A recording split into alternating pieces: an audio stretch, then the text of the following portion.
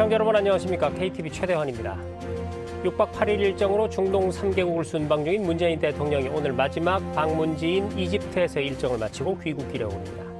변혁을 맞이하고 있는 이 중동 3개국과의 협력을 통해서 다시 한번 미래를 위한 디딤돌을 놓겠다는 행보인데요. 저희 KTV 특별 생방송에서 이번 대통령 중동 순방의 구체적인 성과와 과제를 살펴보겠습니다. 네, 먼저 이 시간 함께 해주실 출연자분들 소개해드리겠습니다. 서울 스튜디오에 나와 있는 성일광 서강대 유로매너 연구소 연구 교수입니다. 안녕하세요. 네, 안녕하십니까.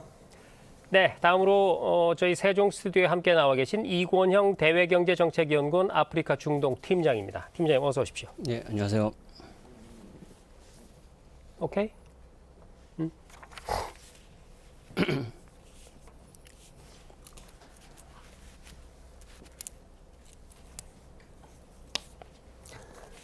네, 안녕하십니까. 서강대 유로매너 연구소의 성일광입니다. 이번 문 대통령의 중동 방문은 특히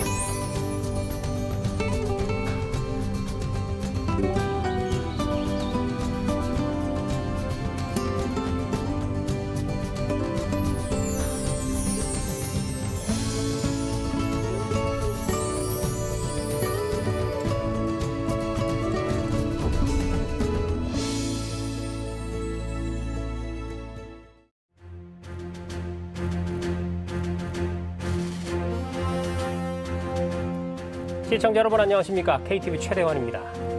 6박 8일의 일정으로 중동 3개국을 순방 중인 문재인 대통령이 오늘 마지막 방문지인 이집트에서 일정을 마치고 귀국길에 오릅니다. 변혁을 맞이하고 있는 중동 3개국과의 협력을 통해서 다시 한번 미래를 위한 디딤돌을 놓겠다는 취지인데요. KTV 특별 생방송에서 이번 대통령 중동 순방의 구체적인 성과와 과제를 짚어보겠습니다. 자, 우선 이 시간 함께 해주실 출연자분들부터 소개해드리겠습니다. 서울 스튜디오에 나와 있는 성일광 서강대 유로매너 연구소 연구 교수입니다. 교수님 안녕하세요. 네, 안녕하십니까. 네. 다음은 세종 스튜디오에 저와 함께 나와 계신 이권형 대외경제정책연구원 아프리카 중동 팀장입니다. 팀장님 어서 오십시오. 예, 안녕하세요. 네, 두 분 오늘 잘 부탁드리고요. 우선 먼저 용어 사용에 관해서 시청자 여러분께 잠깐 설명을 드리면 이집트가 아프리카 대륙에 있지만 중동과 접해 있는 아랍 국가이기 때문에 이번 순방을 정확하게는 아프리카 중동 3개국 순방 이렇게 표현을 합니다. 줄여서 아중동이라고도 하는데요. 저희 프로그램에서는 편의상 중동 3개국 순방 이렇게 표현하도록 하겠습니다. 자, 우선 이번 문재인 대통령의 중동 순방 전체적으로 어떻게 보셨는지 간략한 총평을 좀 듣고 싶은데요. 먼저 서울 스튜디오의 성일과 교수님 한 1분 정도만 간략하게 설명해 주시죠. 네, 이번 아중동 3개국입니다. 특히 사우디아라비아, 아랍에미레이트, 그리고 이집트. 정말 중동에서 가장 중요한 국가라고 할 수 있는 3개국인데요. 특히 사우디아라비아와 아랍에미레이트. 이제 석유 산업보다는 새로운 산업, 신산업, 즉 뭐 신재생 산업이라든지 IT 기술이라든지 이런 것들로 산업 다각화를 준비하고 있는 걸프 국가들과의 협력을 강화하는 아주 중요한 그런 회담이라고 할 수 있겠고요. 마지막으로 이집트는 중동에서 역사적 전통으로 아주 강력한 외교력을 가지고 있는, 그다음에 군사력도 강한 전통적인 중동의 맹주라고 할 수 있는 국가입니다. 그래서 이 국가들, 이 3개 국가 우리 문재인 대통령이 정상회담을 갖고 또 주 경제 협력을 더 진행할 것으로 예상됩니다. 그래서 이번 방문이 대단히 중요하다고 그렇게 할 수 있겠습니다. 네, 성일관 교수님 말씀 들었고요. 우리 이 팀장님 중동 3개국 순방 어떻게 보셨는지 한 간략하게 1분 정도 총평 부탁드립니다. 네, 이번 순방이 굉장히 중요하다고 생각이 되는데요. 저는 이번 순방을 중동 지역의 중요성에 비추어 봐서 좀 이해를 해야 된다라고 생각을 하고 있습니다. 네. 크게 한 3가지 정도 의미가 있는데요. 첫 번째는 중동 지역에서 우리나라가 한 60% 이상의 석유와 천연가스를 수입하고 있습니다. 그만큼 에너지 안보 면에서 굉장히 중요한 국가들이고요. 두 번째는 해외 건설 시장 입장에서 굉장히 큰 시장입니다. 전 네. 세계적으로 어떤 때는 뭐 90% 가까이 됐을 때도 있었고, 현재는 뭐 20, 30% 됩니다만은 굉장히 큰 시장이고, 또 더 중요한 것은 미래 산업 협력의 파트너가 될 수 있다는 것입니다. 뭐 지금 계속 얘기가 나오고 있지만은 기후 변화 공동 대응을 위한 수소 협력이라든지 또는 인프라 건설 면에서 굉장히 중요한데, 이런 면들에서 이번 순방을 통해서 좀 협력을 다질 수 있는 그런 계기가 됐다라고 생각을 합니다. 네, 두 분께서 간략한 총평해 주셨고요. 그럼 저희가 여기서 잠시 영상을 하나 보고 얘기를 이어갈 텐데요. 지금까지 우리나라가 이 중동, 구체적으로 이번에 방문한 아랍에미리트, 사우디아라비아, 이집트와 어떤 외교 관계, 또 어떤 논의를 이어왔는지 제가 영상으로 한번 정리를 해봤거든요. 함께 보시죠.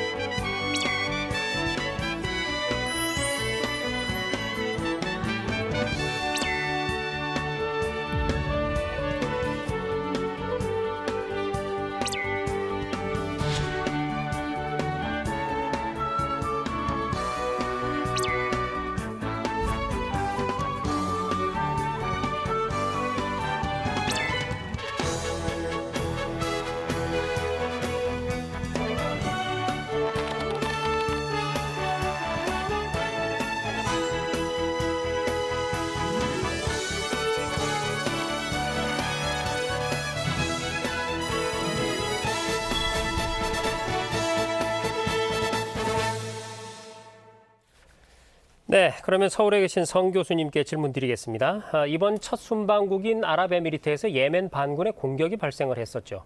이 아랍에미리트가 현재 처한 상황을 단적으로 보여주는 게 아닌가 싶은 상황이었는데 아랍에미리트라는 나라에 관해서 간략하게 설명을 좀 해주시겠습니까? 네, 아랍에미레이트는 연방제 국가입니다. 그래서 보통 우리가 토후국, 즉 7개의 토후국이라고 얘기를 하고 있는데 7개의 작은 주국, 즉 연방들이 모여서 하나의 큰 아랍에미레이트를 구성하고 있다고 보시면 되겠고요. 수도는 아부다비이고요. 인구는 한 928만 명 정도 되고요. 면적은 우리 한국의 약 한반도의 3분의 1 정도 크기입니다. 종교는 당연히 이슬람교인데요. 순니파가 85%, 그다음에 시아파가 15% 정도를 차지하고 있고, 우리 한국과 외교 관계를 수립한 것은 1980년도입니다. 그래서 네, 여기서 잠시 얘기를 끊어야 될 것 같습니다. 이제 곧 정부가 올해 추가 경정 예산안을 발표합니다. 브리핑 현장 연결해서 들어보고 다시 돌아오겠습니다.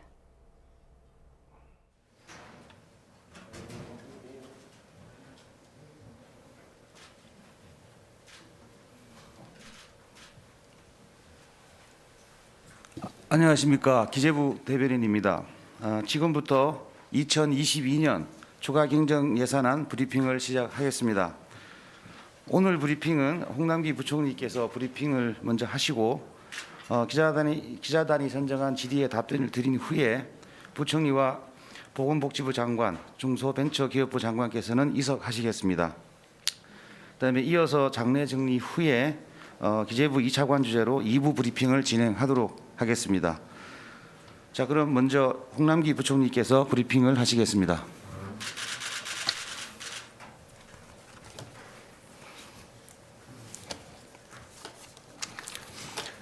존경하는 국민 여러분, 방금 전 국무회의에서 확정된 2022년도 추가 경정 예산안에 대하여 설명드리고자 이 자리에 관계장관이 섰습니다.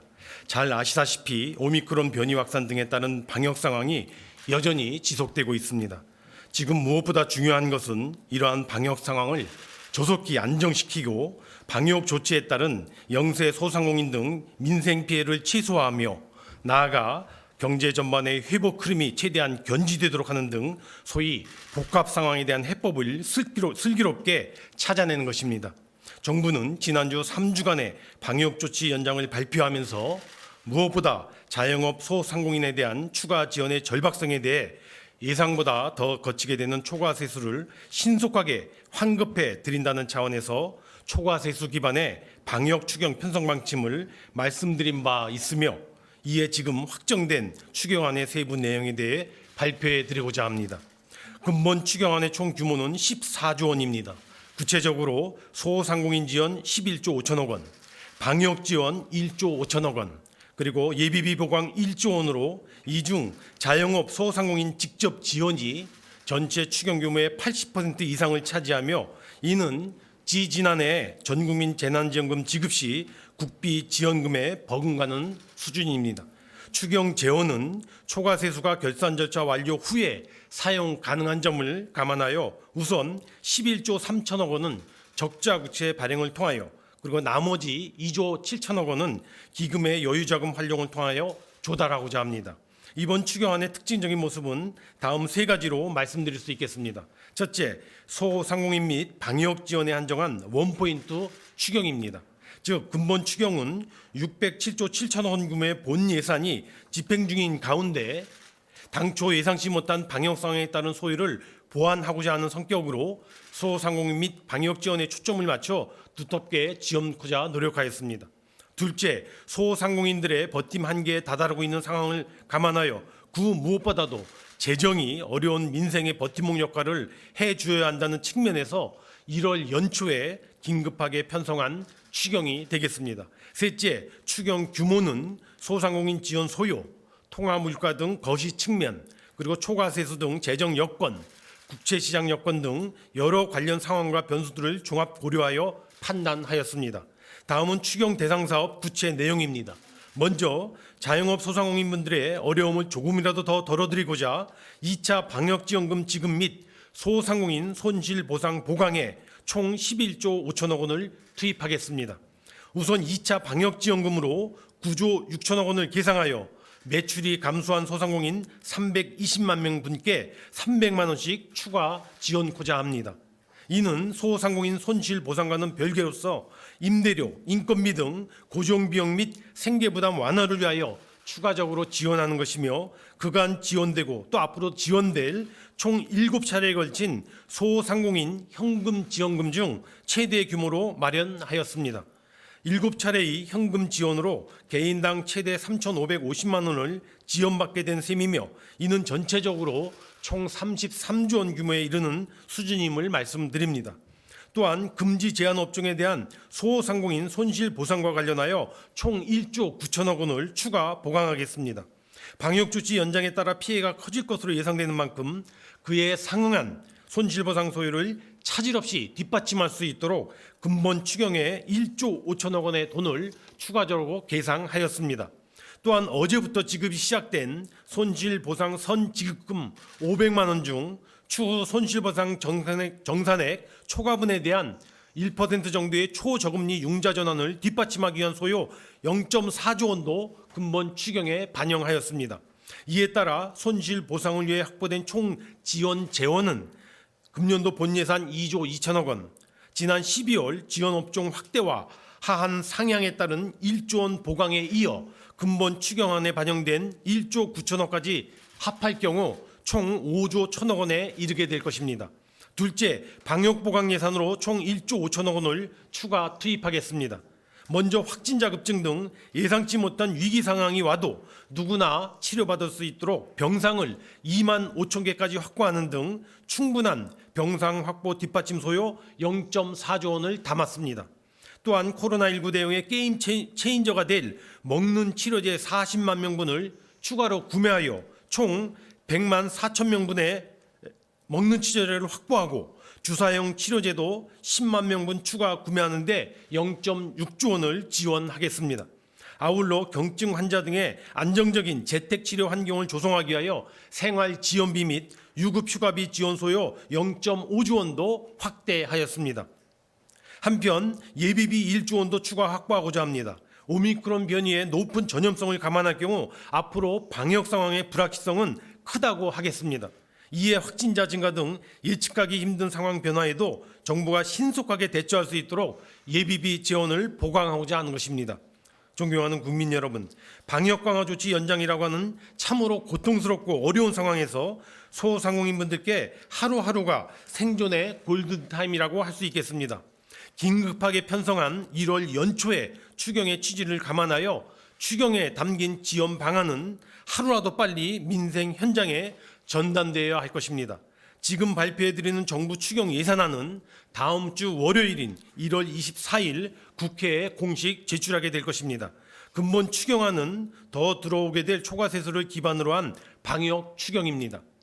앞서 말씀드린 바와 같이 추경안에 반영된 자영업 소상공인 지원 계상액 약 12조 원은 지지난해 전국민 재난지원금 지급 시에 국비 지원금에 유사한 수준입니다. 그리고 정부가 추경 규모와 추경 내용을 결정함에 있어 어려운 소상공인에 대한 추가 지원 소요, 그리고 더 들어오게 될 초과세수의 수준, 그리고 약 608조 원에 이르는 금년 본 예산의 집행 상황, 그리고 1월 연초 추경에 일단 적자 국채로 조달해야 하는 여건, 그리고 추경에 따른 물가 국채시장 등 경제에 미치는 파급 영향 등을 종합 감안하였습니다.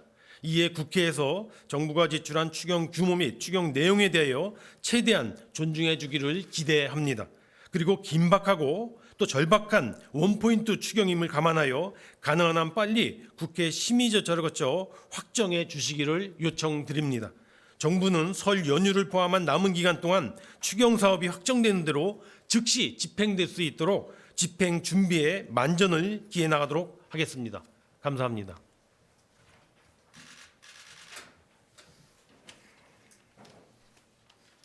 네, 그럼 지금부터 기자단 질의응답 시간을 갖도록 하겠습니다. 복지부 중기부로부터 기자단으로부터 질의가 없어서 기재부 위주로 진행하도록 하겠습니다. 첫 번째 질문입니다. TV조선 송병철 기자 질문이고요. 세부 질문이 2개인데 한꺼번에 읽도록 하겠습니다. 한국은행 금리 인상과 이번 추경이 엇박자라는 논란이 있을 뿐 아니라 추경이 물가를 자극하여 추가 금리 인상을 앞당길 수 있다는 지적이 나오고 있습니다. 이에 대한 답변 부탁드립니다. 그리고 14조 원 수준의 추경을 해도 정부가 법안을 제출한 재정 준칙이 지켜지는지 답변 부탁드립니다. 네, 제가 답변 드리겠습니다. 금리 인상과 연계해서 추경이 엇박자 아닌가 하는 질문의 취지입니다. 금리 정상화와 적극적인 재정 정책을 시행하는 것은 엇박자라기보다는 위기의 불균형한 회복 과정에서 상호 보완적으로 정책 조합이 이루어진 그런 폴리시 믹스라고 볼 수 있겠습니다. 통화 정책은 아시다시피 전반적인 성장 및 물가 등 거시 여건과 또 금융 불균형 등을 고려하여 적절한 금리 정상화가 기요했기 때문에 하느니 결정한 것입니다. 반면에 확장적 재정 정책의 경우에는 이와 같은 불균등 회복 과정에서 어려운 계층 또 취약계층 특히 방역 강화에 따라서 피해를 보고 있는 자영업 소상공인 계층에 대한 지원은 그는 재정이 맡아야 될 당연한 역할이라고 보고 근본에 이와 같은 계층을 타겟팅한 지원이기 때문에 저는 이 두 가지가 엇박자라기보다는 상호 보완적으로 작용하고 있다라고 말씀드릴 수 있겠습니다. 한 가지 더 말씀 주신 것이 혹시 물가를 자극하지 않겠느냐 그래서 금리를 추가적으로 인상할 가능성 말씀이 있었습니다마는 구체적으로 그 금리의 추가적인 인상 여부는 전적으로 통화당국 하느니 판단할 사항이라고 말씀을 드릴 수 있겠습니다. 아무래도 최근에 물가가 많이 오르는 관계로 지금 그 지적과 같이 추경안에 돈이 14조 원이 풀리면 물가에 영향이 있지 않겠느냐는 지적이 있겠습니다. 저희가 판단컨대 대부분 추경 재원의 대부분이 자영업 소상공인에 대한 이전 지출이기 때문에 물가에 직접적으로 영향을 미치는 그 정도는 제한적이라고 할 수 있겠습니다. 그러나 이와 같은 추경 규모가 혹시 더 늘어나면서 유동성으로 작용이 된다면 또 물가에 대한 우려도 갖지 않을 수 없겠습니다. 그래서 그러한 두 가지 측면을 모두 고려하여 추경 규모를 판단코자 노력했다는 말씀을 드립니다. 한 가지 더 질문을 주신 것이 이렇게 14조 원 규모의 추경을 해도 정부가 법안으로 제출한 재정 준칙을 준수하느냐 하는 말씀이 있었는데요. 재정 준칙과 관련된 국가재정법은 지금 국회에 계류되어 있고 아직 확정은 되어 있지 않습니다. 그러나 정부가 이번에 추경 14조 원 규모를 이 재정 준칙 산칙에 계산을 해보면 재정 준칙의 범주 내에 있다는 말씀을 드립니다. 네, 두 번째는 아주경제 조현미 기자 질문입니다. 여야를 비롯한 정치권에서 계속해서 추경 증액을 요구하고 있습니다. 추경 규모를 두고 여야와 그간 어떤 논의를 했는지 말씀해 주십시오. 그리고 국회 논의 과정에서 정부안이 달라질 가능성이 있는지 말씀해 주십시오. 네, 뭐 이미 보도에 많이 됐지만은 국회에서는 추경 규모를 증액한다는 여러 가지 증액고자 하는 그런 얘기가 저도 많이 들었습니다. 그러나 정부가 추경 규모를 판단하는 데 있어서 앞서 말씀드린 것처럼 정말 어려운 자영업자 소상공인들에게 추가적으로 지원할 수준 규모가 어느 정도인지에 대한 판단 그리고 더 들어오게 될 초과 대수 규모에 대한 고려 그리고 본 예산의 608조 원인데요. 본 예산에도 여러 가지 취약계층이라든가 또는 자영업자 소상공인을 포함한 어려운 계층에 지원하는 소요 예산이 많이 계상이 돼 있습니다. 그래서 그 같은 기존에 지원하고 있는 소요와 본 예산 지원 소요 등을 총체적으로 판단을 했고요. 전체적으로 거시적인 측면에서 물가라든가 또는 국채시장 같은 타 분야의 경제에 미치는 영향 등을 종합적으로 고려해서 추경 규모를 판단했기 때문에 저는 국회에서 논의 과정에 뭐 국회 측하고 협의를 같이 하겠습니다마는 가능한 한 정부의 추경 규모와 내용이 앞서 말씀드린 것처럼 최대한 존중되기를 기대합니다. 네, 마지막 질문입니다. 네, 지금까지 2022년 추경 예산안과 관련한 정부 브리핑 현장 연결해 드렸는데요. 제가 간략하게 요약을 해드리면 이렇습니다. 여러분도 아시다시피 작년에 예상보다 세금이 많이 거쳤습니다. 초과 세수인데요. 그래서 지난해 초과 세수에 기반한 소상공인과 방역 지원을 위한 원포인트 추경이다. 정부는 이렇게 설명을 했고요. 규모는 14조 원 규모입니다. 민생 어려움의 선제 대응을 위해서 1월에 추경을 편성을 했고 조속한 국회 확정 후에 신속하게 추진하겠다라고 정부는 밝혔습니다. 자, 그러면 계속해서 얘기를 좀 이어가 보도록 하겠습니다. 우리 성 교수님 말씀을 하시다 중간에 그치게 됐는데요. 교수님께서 아랍에미리트가 현재 처한 상황 그리고 어떤 나라인지 설명을 해주시다가 중간에 그쳤는데 계속해서 설명 부탁드립니다. 네. 그래서 우리 한국과 아랍에미레이트는 1980년대에 수교를 했고요. 특히 이제 우리 아랍에미리트와의 인연은 아무래도 아랍에미리트의 원전, 즉 바라카 원전을 우리가 수주해서 건설을 한 경험이 있고 또 우리의 아흐 부대가 지금 아랍에미리트에 파병이 되어 있습니다. 그래서 우리 한국과 아랍에미레이트는 정말 중동 국가 중에서 어떻게 보면 가장 가깝고 교류가 활발한 국가이고 특히 2018년 아랍에미레이트와 특별 전략적 동반자 관계를 체결하고요. 그래서 외교 국방 분야 차관급 협의체를 구성하기도 했습니다. 그래서 아랍에미레이트는 대단히 우리 한국과 가까운 국가이고 이후에도 우리 한국과 아랍에미리트는 계속해서 다양한 분야에 있어서 협력을 더 이어갈 것으로 그렇게 기대하고 있습니다. 네, 성 교수님 잘 들었고요. 우리 이 팀장님께 여쭙겠습니다. 지금 우리 교수님 설명을 들어보니까 역시 아랍에미리트와 우리나라는 굉장히 긴밀한 국가다라는 걸 알 수가 있는데 그동안에 사실 두 나라는 건설, 국방, 방산, 보건 이렇게 다양한 분야에서 협력을 이어왔죠. 팀장님 보시기에는 아랍에미리트와 우리나라의 협력 관계 어떻게 보세요? 네, 지금 말씀 주신 것처럼 중동 아랍 국가 중에서는 UAE가 가장 이제 협력이 많은 나라라고 볼 수가 있겠습니다. 그리고 대통령 순방의 차원에서도 이번이 한 9번째가 되는 겁니다. 그래서 굉장히 많은 고위급 교류가 있었다라고 볼 수가 있습니다. 근데 이 협력 관계를 이렇게 쭉 역사적으로 살펴보면 60년대나 70년대는 주로 에너지를 수입하는 입장에서만 있었습니다. 그런데 이것이 2000년대 들어오면서부터 협력 관계가 굉장히 다변화되기 시작을 했는데요. 그러면서 건설이라든지 또는 보건이라든지 국방 분야까지 협력이 확대됐다고 볼 수가 있겠습니다. 먼저 에너지 분야를 먼저 보면은 단순히 에너지를 수입하는 것에서 끝나는 것이 아니라 아까 잠깐 얘기가 나왔습니다만은 원전을 수주해서 원전을 건설해주고 또 그에 관련된 정비라든지 시운전도 맡아 하면서 굉장히 그 부가가치가 높은 에너지 협력이 일어났고요.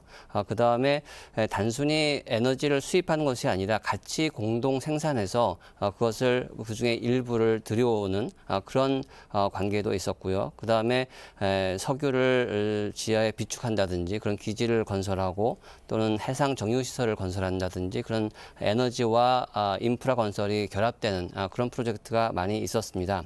그리고 보건 분야에 있어서는 2010년대 이후에 UAE의 환자를 우리나라에 유치해서 하는 이제 사업들이 많았습니다. 그래서 그 나라들이 또 난치병을 우리나라에서 치료를 하고 또 많은 소비를 하기 때문에 우리나라와의 보건 협력이 굉장히 크게 이루어졌었고요. 그 다음에 뭐 의료인이 연수한다든지 그런 얘기도 있었고 최근에는 좀 더 중요한 것이 서울대병원이 쉐이크 칼리파 왕립병원이라는 전문 병원인데요. 주로 이제 난치병을 치료하는 병원 기관인데 여기에 위탁 운영을 받았습니다. 네. 2015년 8월부터 했었고 이번에 다시 2019년부터 다시 2기에 시작이 돼서 그만큼 서울대병원의 어떤 관리 능력을 높이 사서 계속해서 이제 이어지고 있고요. 그래서 이 보건 분야 또는 의료 분야 또는 보건 분야 중에서도 특히 뭐 의료기기의 생산이라든지 그런 부분들도 확대가 되고 있고 또 국방 분야, 안보 협력 분야도 아까 이제 말씀 나온 것처럼 아크 부대라든지 또는 무기류 수출이라든지 그런 부분을 통해서 계속해서 협력이 확대되고 있다는 상황이라고 볼 수가 있겠습니다.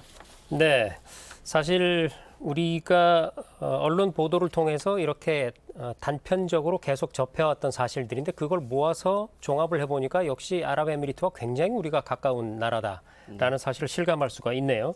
그러면 서울의 성 교수님께 다시 질문을 드리겠습니다.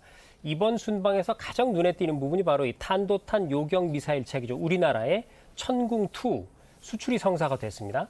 4조 원대의 굉장히 큰 규모인 걸로 전해지는데요. 이 성과 어떻게 평가하십니까? 네, 천궁2 정말 엄청난 이번에 수출이 이루어졌는데요. 단일 무기 수출로는 최대 규모라고 할 수 있고요. 그다음에 천궁2가 아마 해외로 수출하는 첫 번째 국가가 바로 아랍에미레이트가 되겠습니다.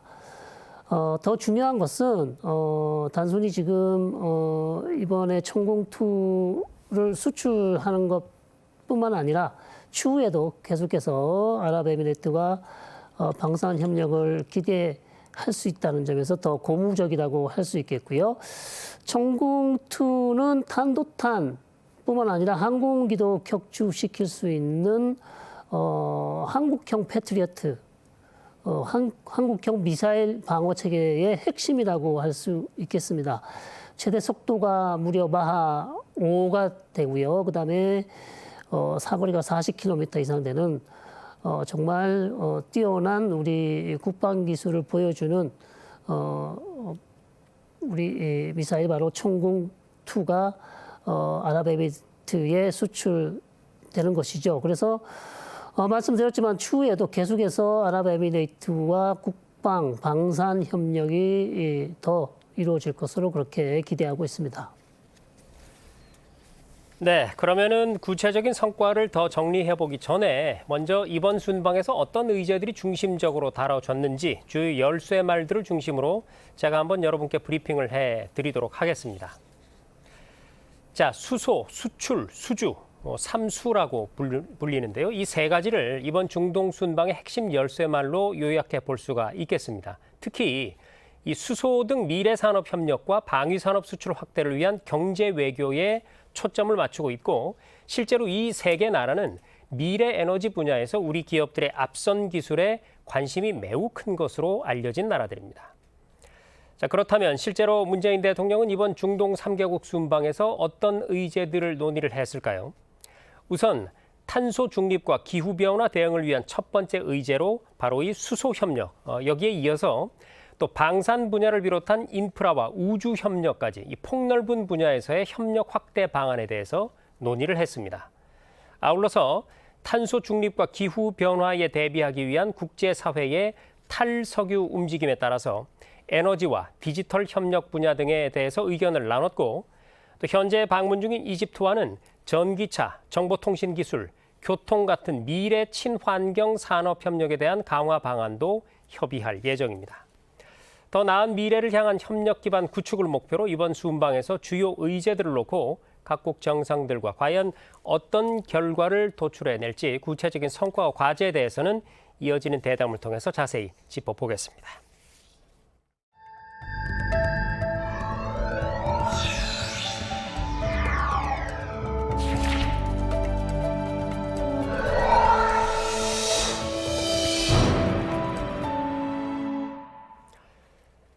네, 앞서 간단히 짚어드렸습니다만 아랍에미리트는 중동과 아프리카 국가 중에 최초로 2050 탄소 중립을 발표를 했고 내년에 제28차 UN 기후변화 협약 당사국 총회 개최국이기도 합니다.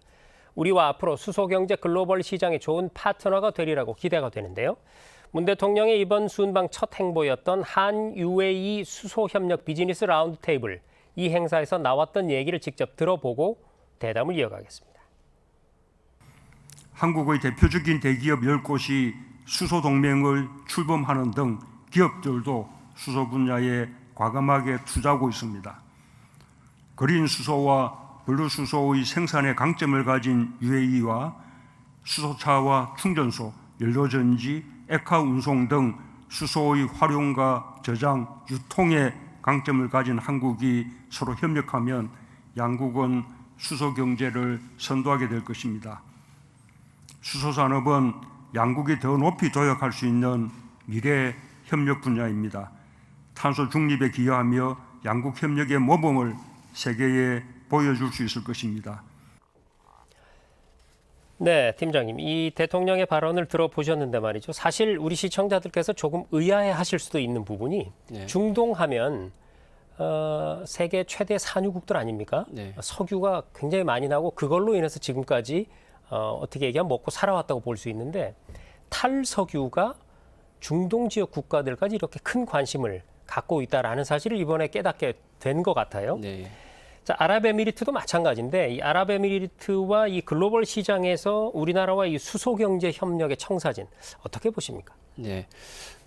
지금 말씀 주신 것처럼 중동 국가들은 주로 석유를 수출하거나 생산해서 이제 경제적인 활동을 하는 것인데 만약에 석유가 많이 사용하지 않는다고 하면은 중동 국가들은 그만큼 경제 위축이 올 수밖에 없습니다. 네. 근데 기후 변화의 대응이라고 하는 것은 글로벌 차원에서 공동으로 대응하는 대응해야 될 필요가 있는 부분들이고 그런 면에서 중동 국가들도 그것에 대한 필요성을 느끼고 있습니다. 그래서 중동 아랍 국가 중에서는 최초로 2050년에 탄소 중립을 하겠다는 발표를 한 것이고요. 저는 우리나라 입장에서는 수소가 굉장히 필요한데 수소 생산의 어떤 능력이라든지 그런 부분이 약간 미약한 것을 이런 중동 아랍 국가들과의 협력을 통해서 보완할 수 있다라고 생각이 됩니다. 네. 저는 한국과 아랍 국가들 간의 협력을 보았을 때 단순히 어디서 누구한테 준다라는 개념보다는 이제부터는 공동의 목표를 가지고 공동으로 같이 협력하면서 나아가는 것이 굉장히 중요하다라고 생각이 되는데요. 저는 UAE가 2050년 탄소 중립 발표한 것처럼 우리나라도 이미 2050년 탄소 중립을 선언을 했고 그리고 그린 뉴딜을 통해서 새로운 경제 도약을 하겠다라는 것을 국가 정책으로 발표를 했습니다. 그래서 그만큼 우리나라하고 UAE는 공동의 목표를 두고 같이 출발하고 있다. 그런 면에서 굉장히 파트너로서 중요한 의미가 있다라고 생각이 되고요.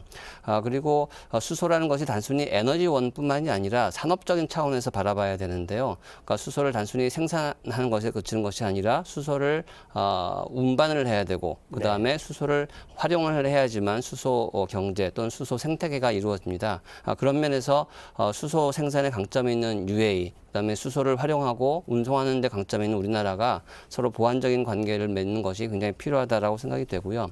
또 수소 협력이라고 하는 것은 단순히 에너지 협력에 끝나는 것이 아니라 수소를 생산하기 위한 인프라를 또 건설을 해야 되고 그다음에 수소 기술에 대해서 필요한 R&D를 한다든지 또는 수소에 관련된 차량을 또 이렇게 사용을 하고 그다음에 관련된 시설을 옮기면서 스마트 시티까지 또 연결될 수가 있습니다. 그러니까 단순히 이 수소 협력이라는 에너지 차원에서뿐만이 아니라 건설이라든지 뭐 스마트 시티라든지 또는 공동 개발 그런 쪽으로까지 확대될 필요가 있다라고 생각이 듭니다. 네, 잘 들었습니다.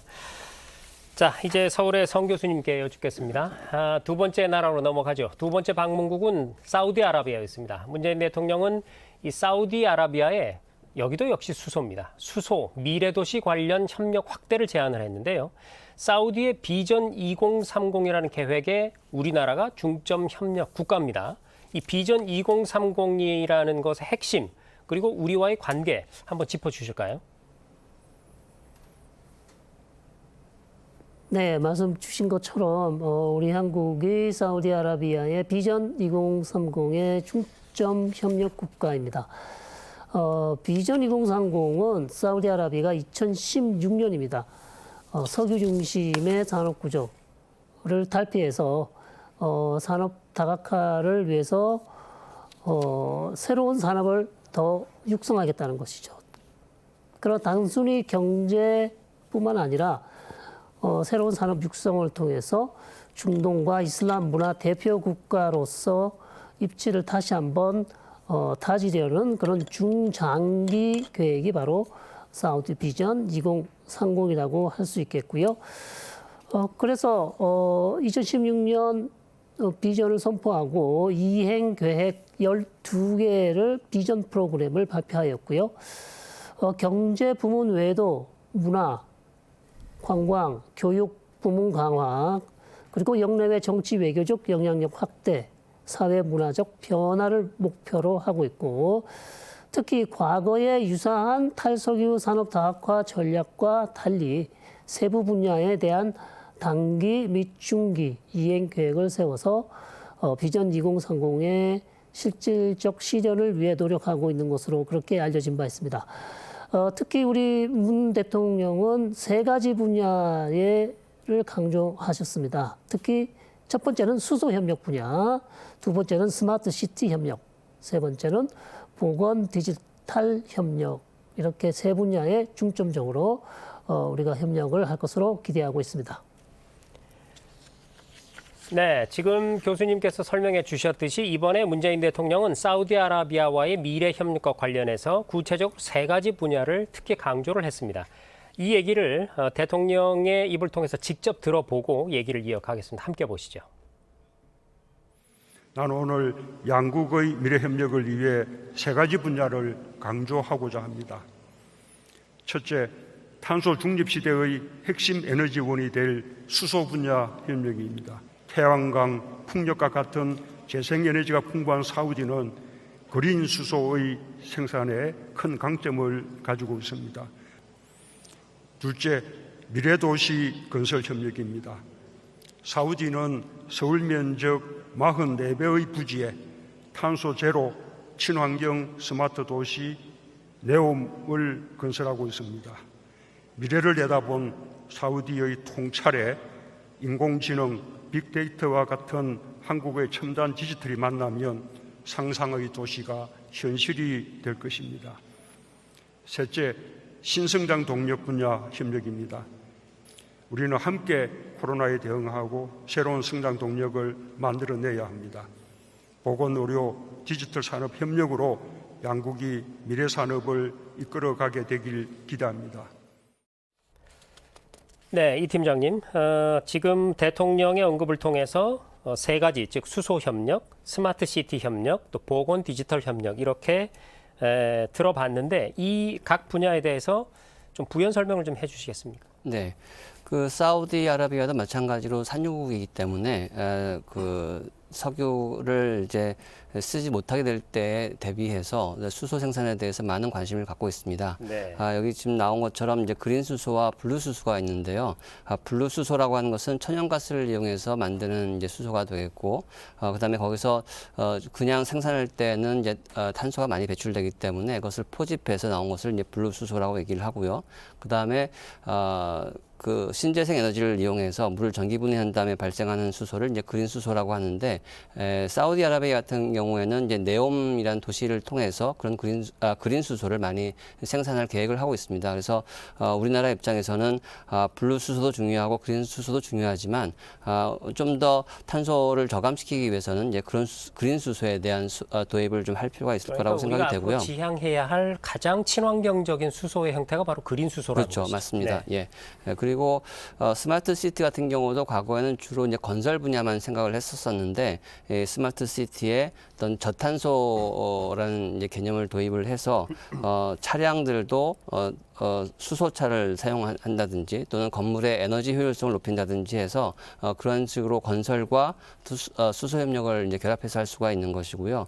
그다음에 보건 협력 같은 경우에는 최근에 이제 코로나 상황 때문에 좀 더 부각된 측면도 있는데 사우디아라비아 같은 경우는 전통적으로 약품 생산을 하는 것이 신약 생산을 하는 것이라든지 이런 의료기기 생산에 굉장히 많은 관심을 가져왔었습니다. 그래서 우리나라의 중소기업 이런 이제 의료기술, 의료기기에 특화된 중소기업 등이 가서 진출하게 되면 사우디아라비아와 새로운 협력을 도출할 수 있을 것이라고 생각이 듭니다. 네.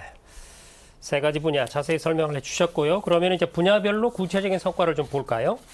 자, 성일관 교수님께 여쭙겠습니다. 문 대통령은 이번에 이 포스트 석유 시대, 즉 석유 이후의 시대를 내다보는 사우디의 통찰력과 우리의 첨단 기술이 만나서 미래를 앞당길 거다 이렇게 평가를 했는데 말이죠. 사우디가 추진 중인 친환경 스마트 도시 네옴이 또 대통령의 발언에서 언급이 되기도 했죠. 이 네옴이라는 곳, 우리와 어떤 접점 또 어떤 기대 효과를 예상해 볼 수 있을까요? 네, 사우디 비전 2030의 일환으로 건설되는 네옴이라는 도시죠. 대통령께서도 언급하셨지만 무려 서울 면적의 44배의 부지에 탄소 제로 친환경 스마트 도시, 즉 네옴을 건설하겠다는 계획을 사우디가 추진하고 있고요.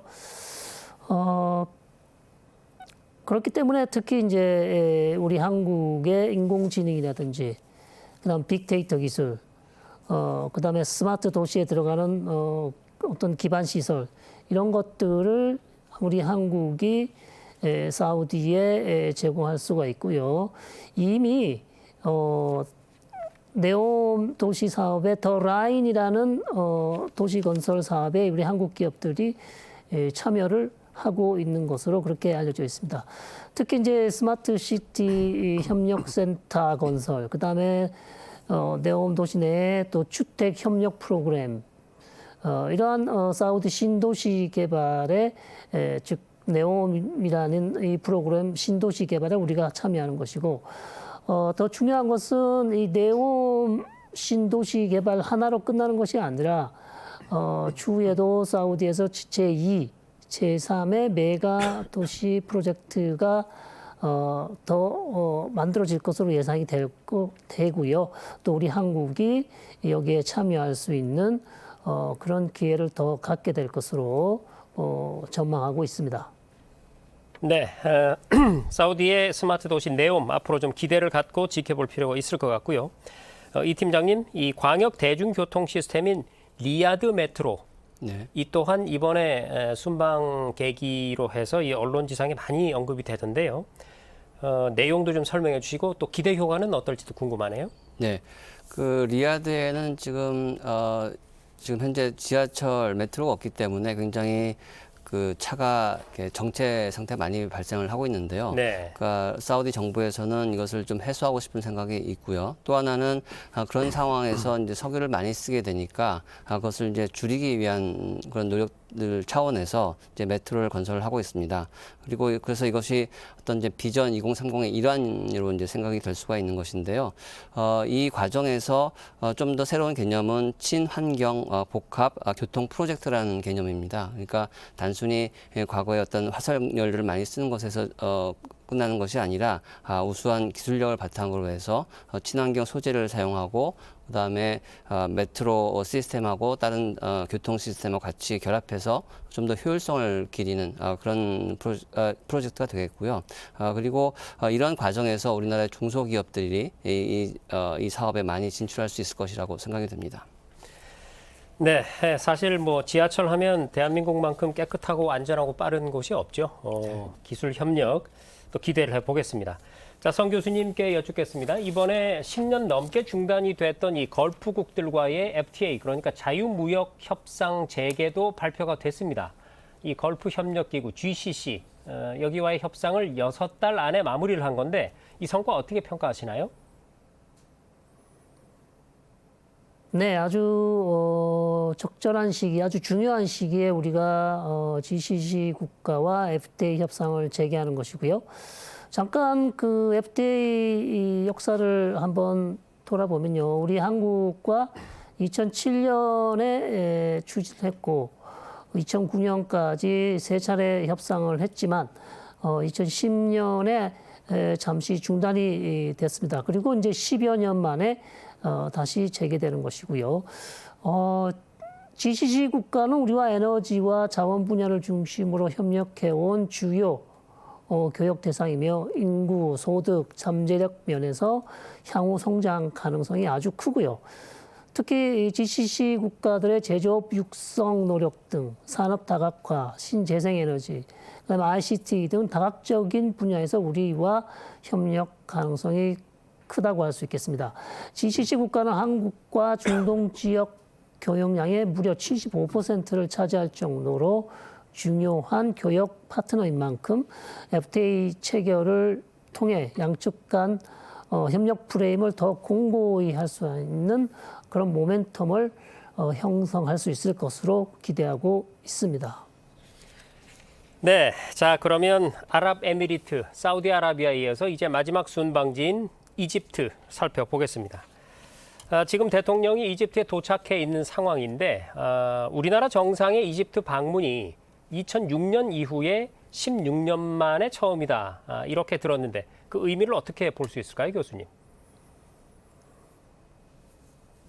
네, 맞습니다. 2006년 노무현 대통령이 방문한 이후 무려 16년 만에 우리 대통령이 이집트를 방문하게 되는데요. 이집트는 스웨즈 운하, 즉 국제 물류의 요충지이면서 광대한 FTA 연결망을 갖고 있어 우리나라와 전략적 경제 협력 기반 확대 잠재력이 큰 나라입니다. 또 이집트 역시 비전 2030 정책을 가지고 있고 이 비전 2030을 통해서 신재생에너지, 미래 산업 분야에 집중 투자를 하고 이를 뒷받침하기 위해서 스마트 시티, 디지털 거버넌스 등 이러한 분야를 확대 중점 추진 중에 있으므로 한국을 사실상 국가 발전의 롤 모델로 삼고 있는 나라가 바로 이집트라고 할 수 있겠습니다. 그래서 2016년 한국과 이집트는 포괄적 협력 동반자 관계를 체결했죠. 그래서 이때 체결된 관계를 이어서 향후 우리가 이집트와 방산 그리고 비전 2030에 관련된 모든 그 새로운 신산업, IT 산업, 신재생 에너지 사업까지 우리가 협력할 수 있는 좋은 기회가 될 것으로 그렇게 기대하고 있습니다. 네, 어제 문재인 대통령과 압델 파타 아시시 이집트 대통령의 단독 정상회담, 이어서 확대 정상회담이 있었습니다. 그러고 나서 한 이집트 정상의 공동 언론 발표가 있었죠. 여기서 나온 주요 내용을 얘기를 들어보고 대담을 이어가겠습니다. 오늘 우리 두 정상은 양국의 포괄적 협력 동반자 관계가 양국 모두에게 호혜적 이익을 가져다 주었음을 확인했고 지속 가능한 미래지향적 협력을 강화하기로 합의했습니다. 첫째, 호혜적 협력을 확대하기로 뜻을 모았습니다. 알시시 대통령님과 나는 무역경제 파트너십 공동연구를 통해 한 이집트 무역협정 체결을 위한 의미 있는 진전을 시작하기로 했습니다. 둘째, 지속가능 개발 파트너십을 강화하기로 했습니다. 한국은 이집트에 10억 달러의 EDCF 한도를 새롭게 설정했습니다. 한국의 개발 경험을 나누고 이집트의 교통, 수자원, 인프라 확충에 힘을 보탤 것입니다. 마지막으로 알시시 대통령님은 중동 평화와 안정에 기여한 중재 경험을 바탕으로 북한의 조속한 대화 복귀 필요성에 공감하고 한반도 평화 프로세스의 실질적 진전을 위한 나와 우리 정부의 입장을 지지해 주셨습니다. 네, 문재인 대통령의 언급을 들어봤는데요. 자, 성일관 교수님, 이번 한 이집트 정상 외교의 주요 성과 전체적으로 어떻게 좀 요약을 해볼 수 있을까요? 네, 앞서 영상에서 잘 보셨지만 몇 가지로 요약해 볼 수 있겠습니다. 가장 큰 부분을 먼저 말씀드리면 한국과 이집트와 FTA 체결을 위한 발판으로 무역 경제 파트너십 공동연구 양해각서를 체결함으로써 향후 한국과 이집트가 FTA를 준비할 수 있고요. 두 번째는 이집트 룩소르와 하이댐 사이의 철도 현대화 사업을 우리 한국이 또 참여할 수 있는 방안을 또 마련하고 있습니다. 그리고 또 이집트 경제 개발을 지원하기 위해서 2022년부터 2026년까지 향후 5년간 약 10억 달러 수준의 EDCF, 즉 대외 경제 협력 기금을 제공하기로 양해 각서를 체결했고요. 이 외에도 이집트의 교통 인프라를 중심으로 해서 또 해수 담수화, 수자원, 석유화학 플랜트까지 협력을 강화하고 이 밖에도 또 우주, 해양, 그다음에 국방, 방산, 문화재 다양한 부분에 있어서도 협력을 강화하기로 뜻을 같이 했습니다. 네, 지금 성 교수님께서 전체적으로 한번 추려 주셨는데요. 이 팀장님, 이집트는 특히 아프리카 대륙에 있는 나라 중에 우리나라와 첫 자유무역 협정 추진 국가죠. 네. 이번에 이집트와 이 FTA 체결을 위한 공동 연구 개시에 이제 합의를 한 건데 앞으로 남은 과제 그리고 기대효과 어떻게 보십니까? 그 이집트하고 FTA를 체결한다는 것은 굉장히 큰 의미가 있는데요. 이집트 같은 경우에는 아프리카 대륙이 FTA를 이제 체결한 나라이고요. 아프리카 나라가 이제 54개국이 되는데 그 나라들과 FTA 관계가 있고 또 중동 아랍 국가들과도 FTA를 맺고 있는 상태고요.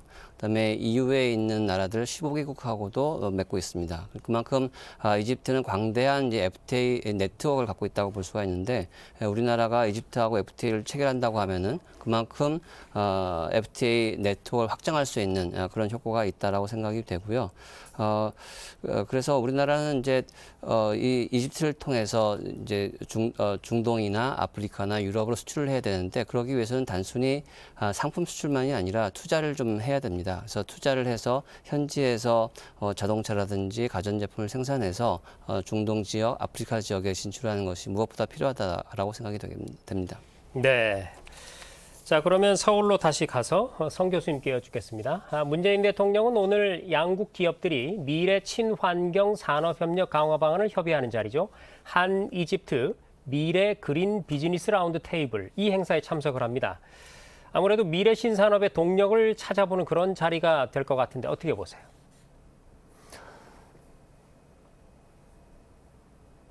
네, 이 비즈니스 라운드 테이블 행사는 친환경과 미래 신산업 분야에 종사하는 한국과 이집트 기업인 또 기관장 30여 명이 참석할 것으로 알려졌고요. 이집트 정부의 지속 가능 발전 전략이라고 할 수 있는 비전 2030을 기반으로 전기차, IT, 교통 등 친환경 미래 산업 협력 사업을 발굴해서 양국의 호혜적 파트너십을 강화할 것으로 보입니다. 특히 이제 글로벌 공급망 불안에 대응해서 양국 간 무역 협력 체계를 구축 강화하는 계기를 마련할 것으로 그렇게 예상하고 있고요. 아마 라운드 테이블 이후에 양해 각서나 아니면 의향서를 체결할 가능성이 상당히 높은 것으로 그렇게 알려져 있습니다. 네, 이 팀장님, 문 대통령은 아울러서 이집트 대외경제협력기금 차관 한도의 신규 설정이라든지 룩소르 하이뎀 철도 현대화 사업 차관 계약이라든지 그러니까 이집트와 우리가 지속 가능 발전한 지원을 통해서 미래 협력 기반을 구축하겠다 이런 다양한 계획을 갖고 있는데 앞으로 어떤 청사진을 그려볼 수가 있을까요? 네, 이번에 그 체결한 룩소르 하이뎀 철도 현대화 사업 같은 경우에는 네. 이 철도 현대화 사업이라고 하는 것은 이집트 철도가 지금 1854년부터 시작이 됐기 때문에 굉장히 노후화된 철도들입니다. 그리고 이 철도 길이가 나일강을 따라서 저 북쪽에 알렉산드리아서부터 카이로, 그다음에 아스완, 하이템까지 연결되는 한 5,100km가 되는 구간인데요. 이 중에서 지금 마지막 구간 룩소르와 하이뎀 간을 연결하는 철도를 이제 우리나라가 지원을 해준다라는 것입니다. 그래서 이 과정에서 우리나라 중소기업들이라든지 이런 건설 기업들이 진출할 수 있는 계기가 굉장히 넓어진 것이고요. 그 다음에 이 사업을 통해서 노후화된 철도를 이제 에너지 효율적인 차량으로 바꾸면서 좀 더 그린 뉴딜과 관계 있는 사업들을 할 수가 있다라는 것이고 또 아프리카 차원에서의 어떤 새로운 경제 사업을 추진하면서 아프리카에서 다른 나라 진출할 수 있는 어떤 교두보를 만들었다라고 평가를 할 수가 있겠습니다. 네. 자, 성 교수님께 이것도 좀 여쭙고 싶습니다. 지금 문재인 대통령과 순방 일정을 함께 하고 있는 김정숙 여사도 한국 문화를 매개로 한 이 별도의 일정을 소화하면서 문화 외교를 선보이고 있는데요. 이 행보는 어떻게 보셨는지요? 네, 김정숙 여사가 문화, 어떻게 보면 또 예술이라고 할 수 있겠는데요. 문화예술 외교 분야를 지금 정치, 경제 분야와 따로 이렇게 외교 활동을 하고 있는 것으로 그렇게 알려지고 있고요. 김 여사는 18일 현지 시간 사우디아라비아의 수도 리야드에 도착했어요. 사우디 내 최초의 유일한 여성 대학인 프린세스 누라 대학을 방문해서 이 대학의 한국어를 배우는 동아리, 즉 가람 회원들을 만나서 간담회를 가졌다고 합니다. 그래서 이 학생들은 역시 K-드라마, 한국 드라마를 통해서 한국어를 배우고 있는 그런 동아리가 되겠습니다. 사우디 방문에 앞서서 아랍에미레이트에서도 김 여사는 활발한 문화 외교를 펼쳤는데요. 16일입니다. 모하메드 빈 라시드 도서관을 방문해서 한국과 아랍에미레이트 지식 문화 교류식에 참석했고요. 특히 이제 훈민정음 해례본을 이 도서관에 기증했습니다. 그래서 이 모하메드 빈 라시드 도서관은 중동 최대 규모로서 올해 상반기에 개관을 앞두고 있습니다. 이처럼 정치 경제뿐만 아니라 문화 예술 분야에서도 중동 국가들과 협력을 강화하는 것은 대단히 고무적이고 중요한 그런 사업으로 생각됩니다. 네, 말씀 잘 들었고요. 이제 우리가 얘기를 정리를 좀 해야 될 시간이 된 것 같습니다.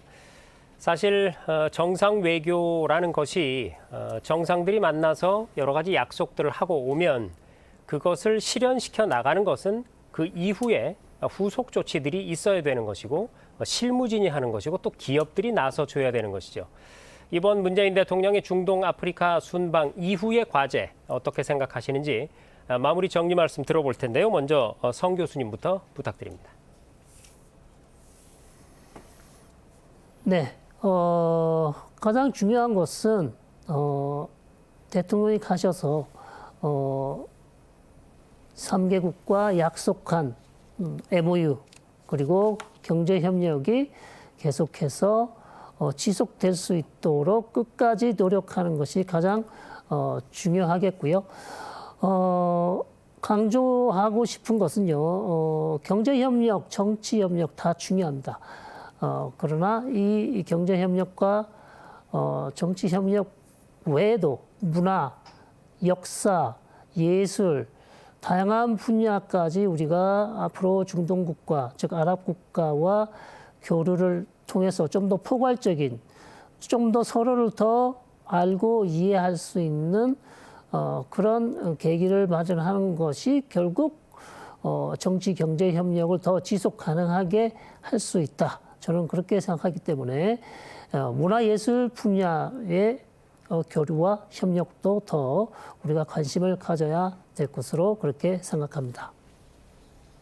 네, 성 교수님 마무리 발언 잘 들었고요. 우리 이권영 팀장님 순방 이후 과제 짚어주시죠. 네. 앞서 말씀드렸던 것처럼 중동 국가들은 굉장히 경제적인 가치가 중요한 나라들인데 세 가지 장벽이 있습니다. 하나는 종교적인 장벽, 이슬람 문화가 있고요. 또 두 번째는 언어적인 장벽, 아랍어를 또 구사를 할 수가 있어야 되고 또 공간적인 장벽, 굉장히 먼 위치에 있습니다. 그래서 이 세 개의 장벽을 넘어야 되는데 이러기 위해서는 무엇보다도 상호 이해가 좀 쌓여야 되고 신뢰가 쌓여야 됩니다. 그래서 저는 이제 지역 연구라든지 또는 전문 인력 교류가 굉장히 활발해야 된다라고 생각이 되고요. 중동 아랍 국가들의 어떤 정치 현상을 보게 되면 주로 탑다운이 되는 경우가 많이 있습니다. 그래서 이 실무 분야에서의 협력도 굉장히 중요하지만 고위급 간의 교류도 굉장히 많이 확대가 돼야지만 이러한 MOU라든지 어떤 계획들이 충실하게 추진될 수 있을 것이라고 생각이 됩니다. 네, 잘 알겠습니다. 네, 지금까지 성일광 서강대 유로메나 연구소 연구교수 그리고 이권형 대외경제정책연구원 아프리카 중동 팀장이 함께해 주셨습니다. 세 분 오늘 긴 시간 말씀 고맙습니다. 문재인 대통령의 이번 정상 외교 핵심 열쇠말로는 수소, 수출, 수주 이렇게 세 가지로 요약될 수 있을 것 같습니다. 중동 아랍의 변화를 적극 선도하고 있는 이들 3개국과 강력한 협력 동반자로서의 관계를 지속해 나갈 수 있기를 기대하면서 저희 KTV 특별 생방송 여기서 마칩니다. 시청해 주신 여러분 고맙습니다.